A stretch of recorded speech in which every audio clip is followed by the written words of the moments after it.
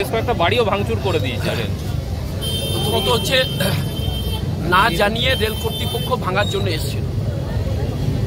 একটা মানুষকে যদি ফাঁসি দিতে হয় তাহলে তার আগে 5 বার তাকে সুযোগ দেওয়া হয়।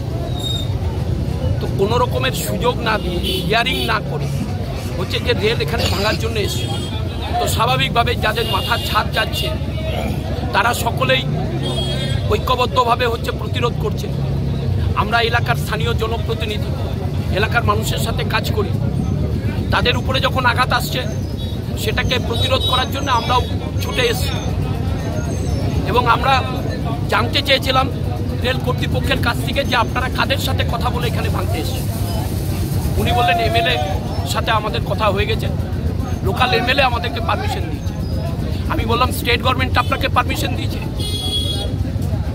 আপনি যে জায়গায় দাঁড়িয়ে আছেন সেই জায়গাটা রেলের জায়গা নয়, সেই জুরিসডিকশনটা হচ্ছে স্টেট গভর্নমেন্টের জুরিসডিকশন। আপনি স্টেট গভর্নমেন্টের জুরিসডিকশনে দাঁড়িয়ে without any prior information to the state authority আপনি ভাঙতে চলে এসছেন। Is it legal or justified? আপনি তো পারেন না। আর without the support of the state government you cannot do anything. আপনারা কি পুনর্বাসনের কোনো দাবি জানিয়েছেন? রিহ্যাবিলিটেশন তো মাস্ট। উনি তখন বললেন যে তাহলে আপনারা এতদিন কোথায় ছিলেন, এতদিন কেন আসেননি?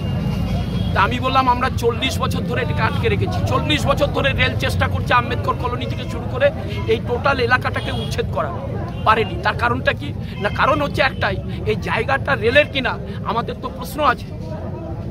এই জায়গা আপনার জায়গা নয় বলে আমাদের উই হ্যাভ ডকুমেন্ট। বলে আপনার কাছে যদি ডকুমেন্ট থাকে তাহলে আমার কাছেও ডকুমেন্ট আছে। এই জায়গা হচ্ছে the land belongs to forest and DBC.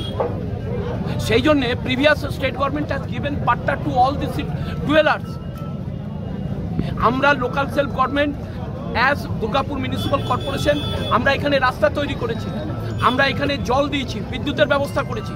তখন কেন হোয়াই রেল ওয়াজ কিপিং মাম যদি এটা রেলের জায়গা হয়? আমরা হোল্ডিং ট্যাক্স দিয়েছি, তখন কেন রেল মামছিল? তখন আর ওদের কাছে উত্তর নেই।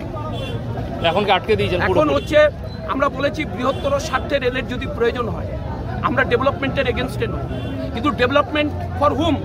কাদের জন্য উন্নয়ন? উন্নয়ন মানুষের জন্য উন্নয়ন। তো মানুষের বুকের উপরে বুলডোজার চালিয়ে মানুষের মাথার ছাদ কেড়ে নিয়ে তাদেরকে ভিটেমাটি ছাড়া করে কখনো উন্নয়ন হতে পারে না। তাহলে তার জন্য একটা আলোচনা করুন। কার সাথে আলোচনা করেছেন? আমি বললাম আপাতত স্টপ রাখুন, আলোচনা করুন, তারপরে সিদ্ধান্ত হবে। আচ্ছা, এর আগের দিন দেখা গেছিল বিজেপি এমএলএ এবং এখানকার যারা লোকাল লিডার তারা এই এলাকার লোকদেরকে নিয়ে একটা বৈঠক করেছিল ওই আপনার আম্বেদকর কলোনিতে, তারপরে এই ভাঙার প্রয়াস। উনি যে অফিসার এখানে দায়িত্বশীল অফিসার যিনি এখানে ছিলেন, উনি পরিষ্কার in presence of all the people, এখানকার সমস্ত লোকেদের উপস্থিতিতে, সমস্ত মানুষের উপস্থিতিতে উনি পরিষ্কার করে বললেন আমি এমএলএর সাথে কথা বলেছি, এমএলএর সাথে কথা বলেই এই ভাঙার কাজে নেমেছি। এখানকার হাজার হাজার মানুষের উপস্থিতিতে উনি বললেন, অ্যাকচুয়ালি খোলাখুলি পরিষ্কারভাবে বলেছেন। অর্থাৎ এরা রেলের হয়ে দালালি করছে। মানুষের ভোটে জিতে বিধানসভায় যাব, মানুষের ভোটে জিতে সাংসদ হব, আর রেলের দালালি করব, দুটো জিনিস একসাথে হতে পারে না। রেলের দালালি কিসের জন্য? ঠিকাদারি করবে। ঠিকাদারি করার জন্য রেলের দালালি, মানুষের স্বার্থকে বিসর্জন দিয়ে মানুষকে তার ভিটেমাটি ছাড়া করে এই জিনিস এলাকার মানুষ বরদাস্ত করবে না। এই এলাকার মানুষ রাস্তায় নেমেছে, বিরোধিতা করছে। বলছি দাদা, তাহলে এখন কাজ বন্ধ, মানে ভাঙা উচ্ছেদের কাজ বন্ধ? আপাতত বন্ধ। বলেছি আগে আলোচনা করুন, জায়গা কার, রেলের জায়গা না ডিবিসি বা ফরেস্টের জায়গা, আগে সেটা ঠিক হোক, তারপরে তো আপনি ভাঙবেন। ঠিক।